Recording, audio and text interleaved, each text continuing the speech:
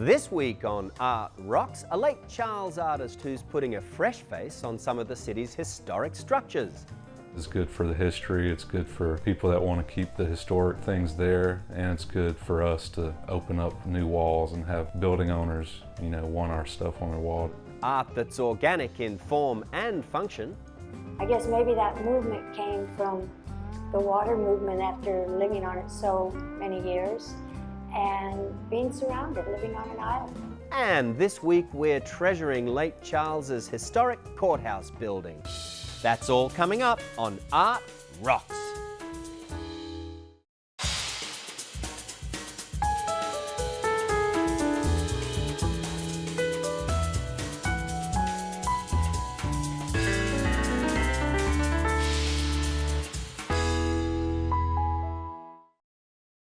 Art Rocks is made possible by the Foundation for Excellence in Louisiana Public Broadcasting and by viewers like you. Hello, I'm James Fox Smith, publisher of Country Roads magazine, and welcome to Art Rocks. Let's get started with a young Lake Charles artist who figured he was destined for a career in law enforcement until a professor told him he had such talent as an artist it would be a crime not to develop it. When it comes to describing his aesthetic approach, the camera-shy Jeremy Price might be a man of few words, but he has no problem making his hands do the talking. Let's take a look.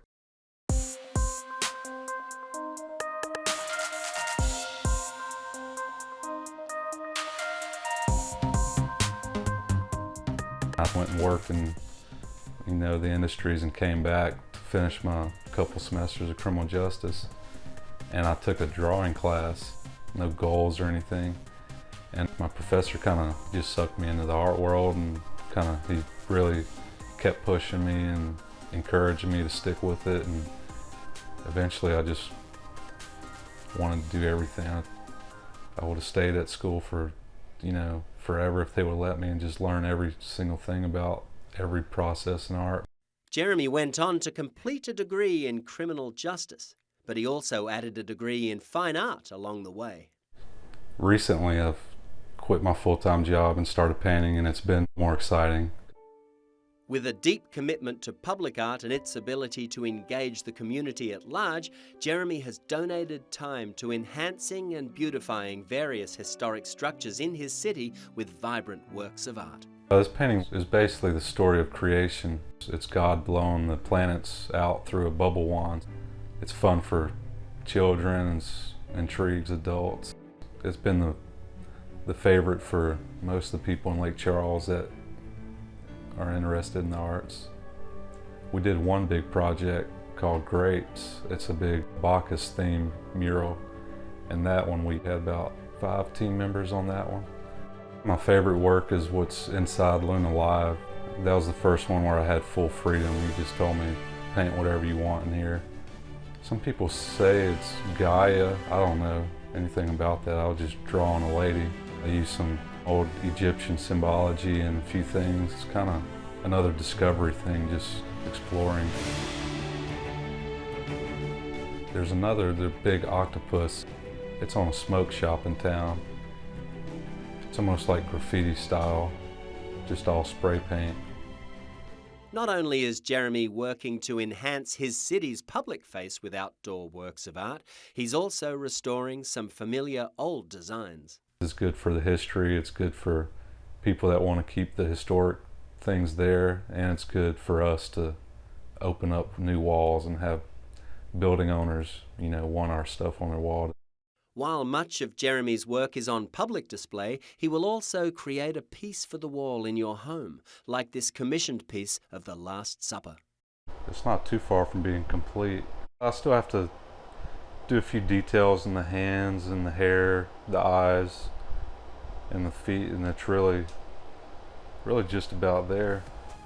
Work with painting, it's almost like I'm working on a 3D object, and I get so focused on it, almost it's like what would be the fabrics kind of popping out at me, and I guess I see it before it's there and just kind of work with it. It's kind of a lot of faith. This one's nearly done. All I'm doing is putting some more line work in the hair, and then some of these are feathers. here, and that's about it. The face is done, the background's done. The artist also works in lino cuts. That's Magellan. I probably spent about 40 hours carving out linoleum. I draw it on the linoleum first, and really it's just staying absolutely true to my pencil marks. I pull out ink and put it on a piece of plexiglass or something, and then use a big roller. It's almost like a bread roller, but it's more of a rubber stamp material. And you roll that out until you get the perfect sheen. Once you get that, you roll it again, and you take your roller that has the ink on it and you roll the ink over the linoleum. And then from there, I soak my paper because it pulls a little more detail out. Then you lay the paper on top, and then run it through the press and pull the paper up and let it dry. This is Copernicus. During this stage, I was kind of exploring myself and exploring art, and this is kind of what some of that's about. Jeremy throws pottery too. He notes that the deeper he dives into each discipline, whether that be painting, drawing, linotype or ceramics, the more he falls in love with the process of creation. Jeremy says he had not picked up any art supplies since middle school before finding himself in a drawing class in college. No matter where you live in Louisiana, opportunities to connect with the arts are everywhere. You just need to know where to look. So here's a list of exhibits, festivals, concerts, and more fun things coming to a creative community near you.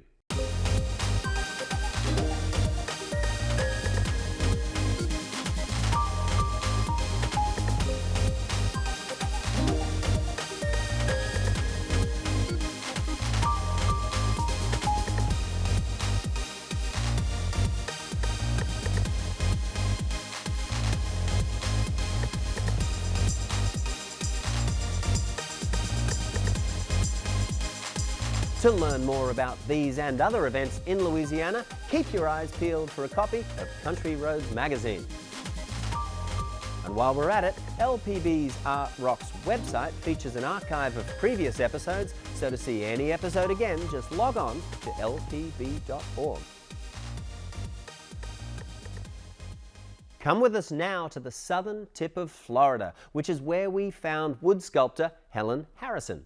Helen works with organic materials, including the palms and tropical fruits common to her Key West home. Her sculptural concepts rely on the pairing of vibrant colours with the rhythms of botanical forms in motion. Come inside Helen's studio to see how. Down in the Keys, tropical breeze is where we sing our songs. You can sing along. My husband and I opened Harrison Gallery in 1986. My work primarily has showcased here. I've ventured out a little bit, but Key West has been just the perfect spot for my needs. In '74, Ben and I went to Costa Rica and we got a 38-foot sailboat, and we finished building the boat. It took us about 3 years. I'd pick up smaller pieces of wood and tackle it myself. So then, the construction, the functional art, that I started looking and having the vision of shapes, form, texture. That's what I'm all about. And movement. I guess maybe that movement came from the water movement after living on it so many years and being surrounded, living on an island. There was a girl who moved to the real world. She went astray. Now she's back to stay.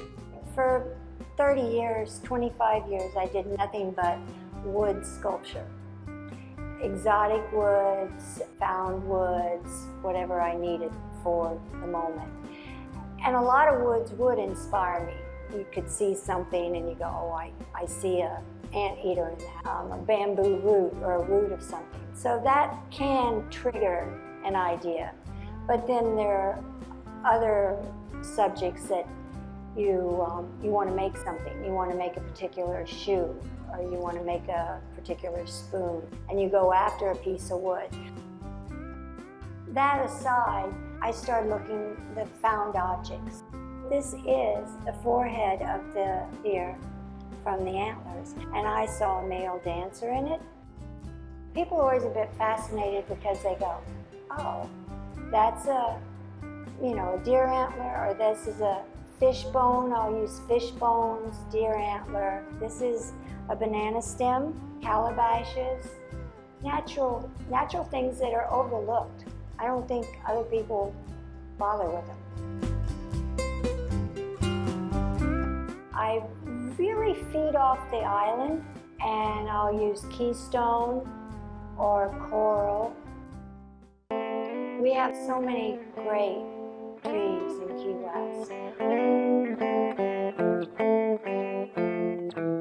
This is an inverted palm tree, and when you take the plate off of it, you see all the fibers of the palm going down. It's pretty special. I like to do some more of those. I've always just been a person who made things. I try to incorporate good design, balance, rhythm, texture, all the components that you're supposed to do. But lately, I would say a feeling of motion is what I've been after. Diving for treasure, living the danger, and for the thrill of it all. Today is the day, belong in our head. Key West, port of call.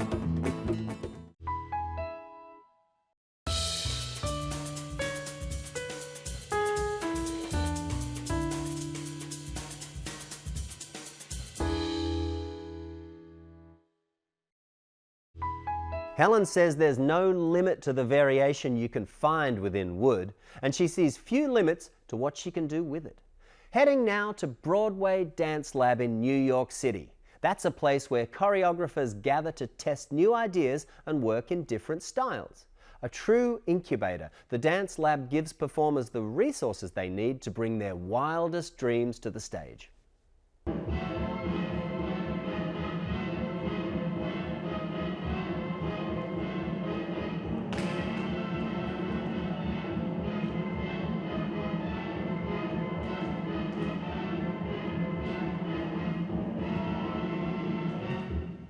Currently, there are no other places in New York City that exist like Broadway Dance Lab. We provide space for choreographers and a dance company to choreographers so that all a choreographer has to do is walk in the room and begin.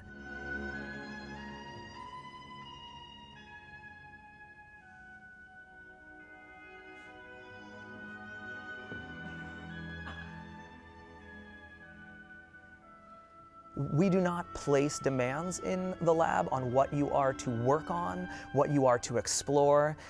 It is truly a creative place for you as a choreographer to come in with the best tools at your disposal and just start. Just play, follow your impulses if that's what you feel like doing and seeing where that leads, or coming in with a pre-planned idea and seeing if it works, so that they have no concern whatsoever but the artistic process. I, as an artistic director, do not dictate what a choreographer works on. So I could reach out to Marcelo Gomez, for instance, from the ballet world, and he could come in and want to do something hip-hop. I know that sounds somewhat outrageous to some people, but this is the freedom that we're looking to offer our artistic community. This was really, for me, an incredible invitation to say, hey, we are giving you the studio for 4 hours each day, and you can create whatever you want. And it's fine if you don't show something, and it's fine if you do show a little piece of it. If you want to just talk to your dancers, you can. And to have that blank canvas, you are able to be much more creative. Wait and see, we might fit together. Oh, that would be my lucky day, yeah. Come by me. Broadway Dance Lab is the only place that employs dancers at a competitive salary to retain their services. We also give them insurances. If a dancer gets injured, that can be a very costly thing for them. They have doctor's appointments and physical therapists, and recuperation can be very, very expensive for them. So if I'm a choreographer in a room with my dancers and I know they don't have workman's comp insurance, am I going to ask them to try something that might be a little bit dangerous? So my philosophy is we secure these dancers with competitive salaries and insurance in order to allow them to feel the freedom to try anything.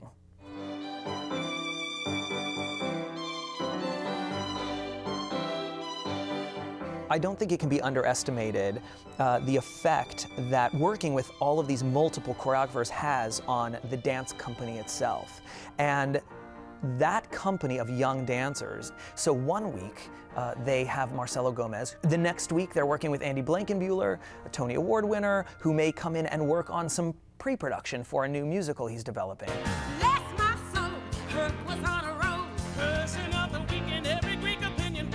Working with Camille Brown, who may wish to do as many 2-minute sequences as she possibly can, and all of these dancers are hired so that they can do as much of that as possible and provide as much of that for each choreographer as possible. Zero to hero in no time flat. Zero to hero just like that. I, for one, have seen the dance world around me be very segregated. You are either a Broadway choreographer or a modern choreographer or a ballet choreographer. By gathering together the dance community at large, that we can strengthen the products that we see on the stage. I think that as dancers, we train our bodies to, over the years, many, many years, to be able to do that certain step or to be able to be the perfect Juliet or the perfect Swan Queen.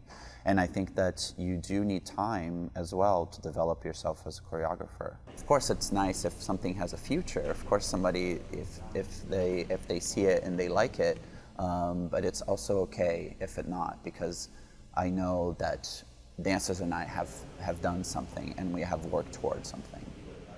I cannot tell anyone where we will be in 10 years, but the arts community, from the ballet world to the Broadway world, need a place like this. So it's my firm belief that all it takes is the awareness that it's here now, that we're here to stay, that we need your support, and it will find its way.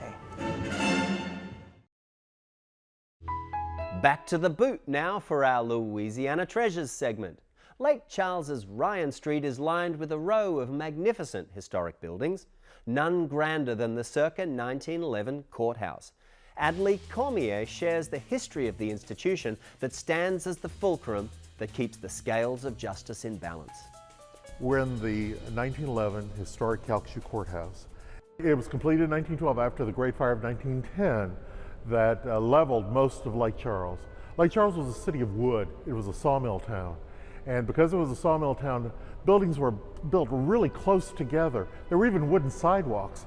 And in April in 1910, the town literally went up in flames. There was a strong breeze from the Gulf. There was trash fires behind the Williams Opera House, which was located just up the street. And that fire leveled most of downtown Lake Charles. About 100 blocks of Lake Charles were affected. 27 blocks were burned to the ground, to the ashes, including City Hall, the courthouse, the Catholic Church, schools, and about 106 businesses downtown. The police jury decided to rebuild better, stronger, bigger, with a fabulous building, the Green Dome, Copper Dome Courthouse. It's a real symbol of Southwest Louisiana. And they went with trophy architects of the time, the New Orleans firm of Favreau and Livaday, who designed thousands of buildings all over the South and the Midwest, and were really the trophy architects of the day, the ones you really wanted to have if you wanted a great building. Well, the folks in Southwest Louisiana wanted a great building, and they got a great building. The building has a lot of wonderful classical details, great materials, marble, bronze, oak. It's a building made to last for centuries, and it's doing pretty well. It's been 105 years in the making. We are in historic Courtroom A, and Courtroom A was the site of many famous trials. Perhaps the most interesting was the trial in 1930, from 1939 to 1942, the 3 trials of Toni Jo Henry, a woman who was convicted of murder and actually was executed on the premises of the courthouse. The only Louisiana woman to be electrocuted for murder was executed right here in Calcasieu Parish. There are some people who say the courthouse is haunted by her memory and haunted by her actions. The smell of cheap perfume and burning hair, the lights flickering off and on, and all sorts of electrical hijinks are part of her legacy in this wonderful old building. But it's a grand building, and some of the things I want to point out particularly are the really elaborate moldings and details on the pilasters. There's wonderful columns with really spectacular carving. The oak, of course, is the dark fumed oak, quarter sawn oak, beautifully carved to represent the epitome of what a Southern courtroom should look like. It's very majestical. The judge's stand is even graced by 2 ceiling fans, which would have been important before you had air conditioning.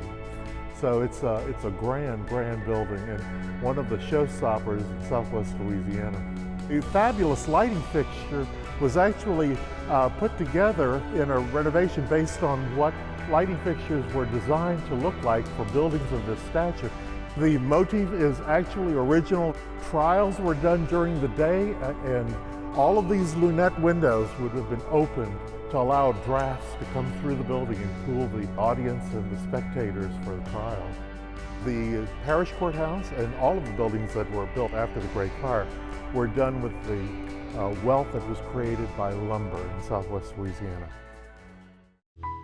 Craig Mitchell Smith is an unconventional artist. He's self-taught and he travels the world teaching techniques of glassmaking that he developed himself. So come through the looking glass to see for yourself. I had always loved making things. My joy has always come from making things, but I could never label those things art. I just could see it in my head of what I wanted for my garden that didn't exist. And so I borrowed the money for the kiln, and I just started making glass. And my work looks so different from anybody else's glasswork because I'm completely untrained. I was doing things that later I was told you couldn't do, and now I'm traveling the world teaching these methods of glassmaking that we've developed. Uninhibited by his lack of experience, Craig Mitchell Smith developed a technique of molding glass into 3-dimensional shapes. The technique I have, I don't know that it really has a name yet. I used to be a painter. I was a theatrical set designer. I did a lot of restoration paint work, and so I think like a painter. So what I knew to do once I got a kiln was I started cutting glass in the shape of brushstrokes. I buy chemically compatible glass that can be melted together, and I cut them in the shape of brushstrokes, and then I imagine that the bottom of my kiln is a canvas, and I draw with shards of glass on the floor of my kiln. And then I fire them to about 1,500 degrees, and it liquefies the glass, melts together, and it slowly cools it. So then I end up with a flat piece of glass, but I want those pieces to be 3-dimensional and curved. So then I look at each piece of glass and I imagine it comes in a flat form, and I imagine the shape I want it to have, and then I take stainless steel and I bend it or find curves of stainless steel, and I form topography in the bottom of the kiln, and I balance the glass piece on top of it, and when I fire it a second time, the glass gets just warm enough to lose its strength and it collapses onto the curves which it takes on itself. One of the things I love about glass is I'm a language guy, and it's a metaphor for me for the human condition. It is malleable when it's warm, it's brittle when it's cold. At its best, it is transparent and brilliantly colorful. Those are all the things I think we can strive to be as people.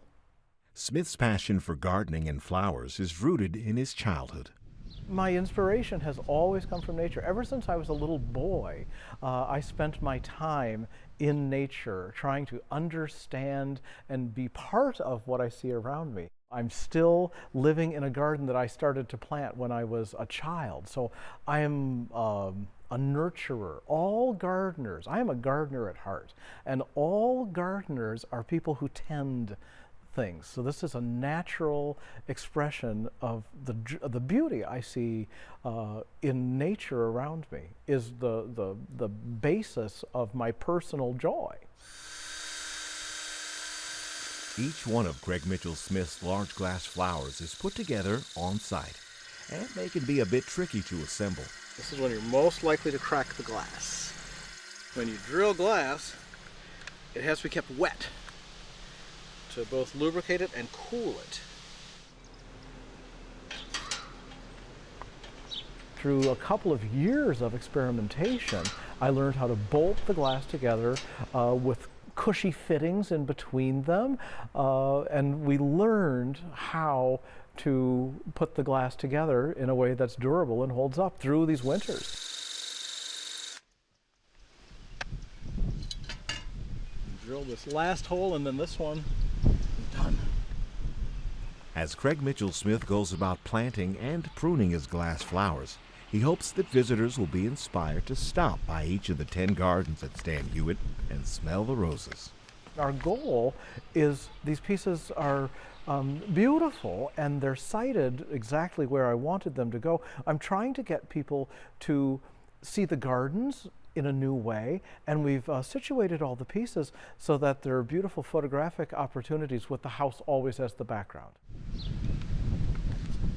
One of my favorites, of course, are the poppies. I love doing those insanely happy looking orangey red poppies on their twisting copper stems just rising out of the magnificent flower beds, adding a color that right now the beds are filled with purple and lavender and you've got this shock of orange, but later on in the season more of the flowers are orange and red and gold.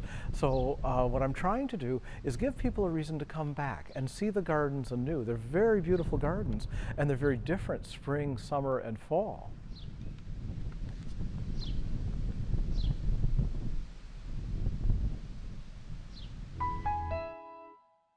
And that is that for this edition of Art Rocks. But don't despair, you can always watch episodes of the show at lpb.org/artrocks. And if you want more, Country Roads magazine is a great resource for making the most of Louisiana's vibrant arts and culture, close to home and all around the state. So until next week, I'm James Fox Smith, and thanks for watching.